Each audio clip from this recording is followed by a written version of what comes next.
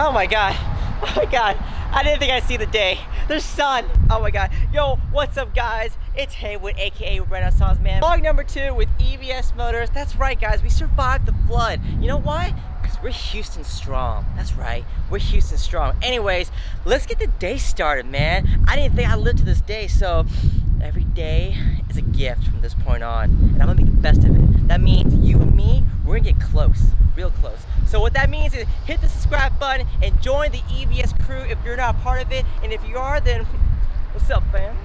What's up, fam? Anyways, let's get started. All right, looking good. The flood ain't stopping us today. So we got done wrapping the full front end on the RX-7. We're letting it cure outside, so then all the water that's in the film can just evaporate out and look nice and clean. Do you guys see the little water droplets? Can you see how perfectly circular they are? That's because the film is hydrophobic. That means that water will bead off of it and sheet off of it, making it easier to clean each and every time. Wow, look at this. It's incredible. So incredible. Look what a flood in Houston does. It truly makes us Houston strong. Alright, you guys saw the McLaren yesterday. It's all nice and fancy, but look at this. Look what the flood did for us. The flood gave us a hood scoop, guys. Look at this hood scoop. Oh my gosh. Each time we have flood, it only makes us stronger. Houston strong. Now this McLaren is ready to take all the water and scoop it out. Are you?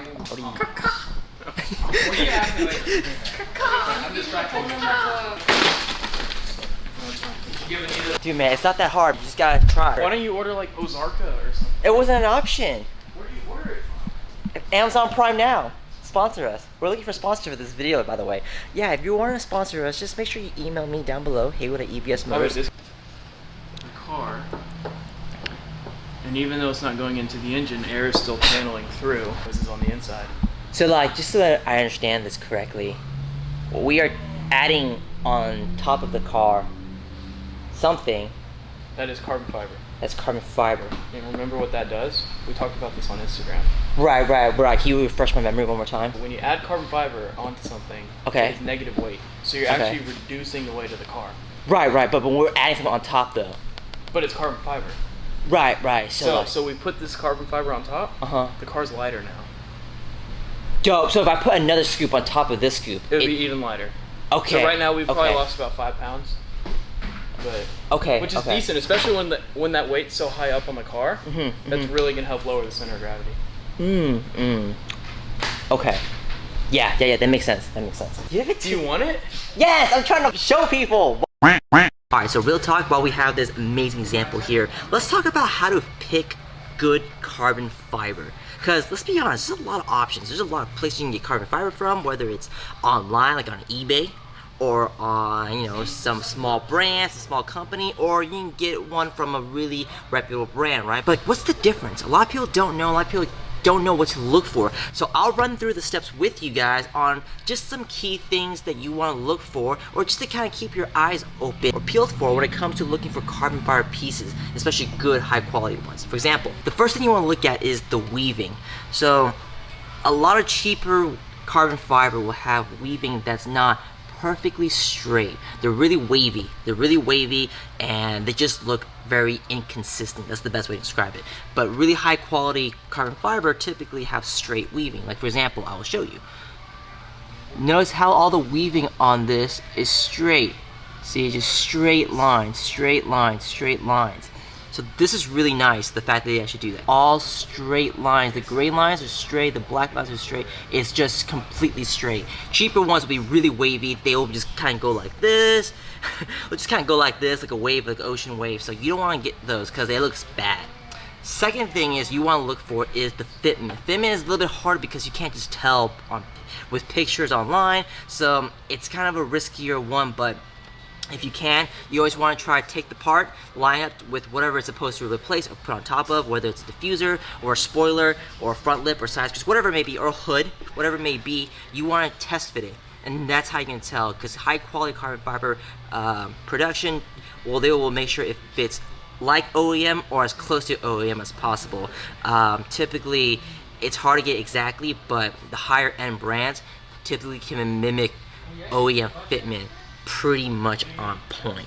So you definitely want to look into that. Third thing is the clear coat on this. So for example, if you look at this, you can see that it's shiny, right? This is a clear coat. This is a clear coating that makes this shiny, makes it gloss. Problem is the cheaper ones online that you see typically have one as well, but it's either really thin or poor quality, and what that means is over time you'll see carbon fiber actually start to yellow. That's right, this black gray color you see will turn yellow, or even like kind of a goldish color. That unfortunately won't happen until maybe 6 months down the road, maybe a year down the road, maybe 2 years, but typically it'll happen in that time frame, maybe a little longer, but normally it's around that time frame. So that's a bad clear coat. It's called clear coat failure. When that happens, you have to sand the whole thing down and have a body shop basically re-clear the whole thing for you to make it look like this. Otherwise, it'll just look yellow, and it will even possibly crack. The clear coat, like this top layer, it'll start flaking, and you'll see that on a lot of cheaper carbon fiber parts. One fourth thing that you want to look,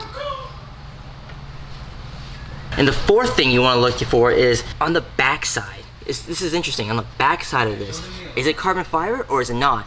A lot of cheaper quality carbon fiber pieces won't actually have carbon fiber. If you look, notice how you still see the weaving. It's not clear, of course, it didn't clear it, but if you look, it's still carbon fiber. So the back side is also carbon fiber. A lot of cheap kits don't have this. A lot of cheap kits in the back is just fiberglass. So what that means is they just lay carbon fiber on top and they clear coated it, but the back is fiberglass. So that's how they save on cost.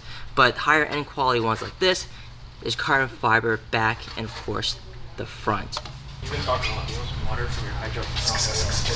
Now these are just few of the main key points. There's a lot more that goes to it. If you guys have any questions, feel free to email me or email us and I'll address any more. But these are the main ones that you probably can look for pretty easily. But anyways, let's get going. And it's always a plus too when the aftermarket carbon fiber matches the OEM carbon fiber as far as weave thickness. That makes a huge difference too. It's a nice little detail that you just kind of want to match. All right, let's see what we got going on today in the back. We got this Yukon here that we're tinting all the side windows and the back window and the front windshield as well to keep it as comfortable as possible. And we're finishing up on this Tesla Model X. We're doing the full front end Clearbra. It's gonna look really good once it's done. We got some wheel unboxings to do. Nice secure packaging. There's 2 reinforcements on each one. That's nice. There's a hole here. Nice. I like it. This is my first time seeing this wheel. This is a Velgen split 5 wheel in satin black. Very clean. This is a 20 by 10.5. This is actually going on a Mustang. There's a bit of concavity too, so it's gonna look really nice and aggressive in the rear. This is pretty much standard when it comes to a rear wheel fitment on a Mustang GT 2017 on like stock suspension, stock setup, so this is nice. So for those of you who are interested, this is a cast wheel. What that means is cast just refers to the way a wheel is constructed, the wheel is made. Cast is probably one of the most cost-effective affordable options, so it's great for anyone who's trying to get wheels for the first time or just don't want to spend too much money but want a nice looking wheel. Definitely want to look into getting like a cast wheel. The only thing with cast wheel is, the way I describe it to people is that cast wheels normally come in specific fitments, right? So if you have a very unique car, or if you have a car that doesn't share the same fitment with a lot of other cars, it may be a little tougher for you to find wheels that fit, but if your car happens to share the same fitment as a lot of other cars, typically it's easier for you to find wheels that are cast because they're normally made in bulk. Normally they're made in fitments among several cars that share the same fitment, and that way it keeps it very cost effective because they can market to more than just one car. They can market to 2, 3, 4, 5, 6, 7, 8, 9, 10, right? So that's the thing. So if you have any questions about that, just email me. Comment down below if you have any other questions about this. I'd love to try to address anything that I can. Next unboxing. Ooh, what do you think? Good looking wheel. I mean, it's what I have in my truck, so I'm kind of biased, but. No bite? Sure.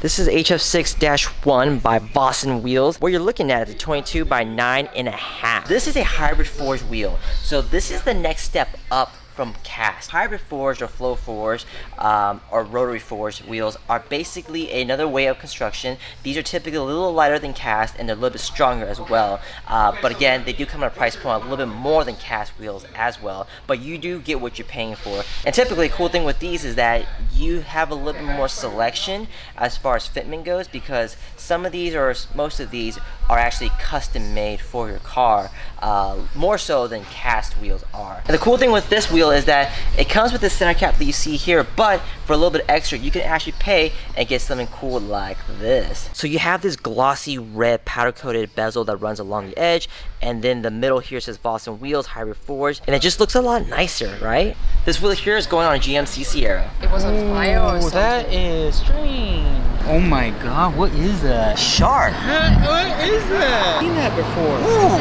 what is that?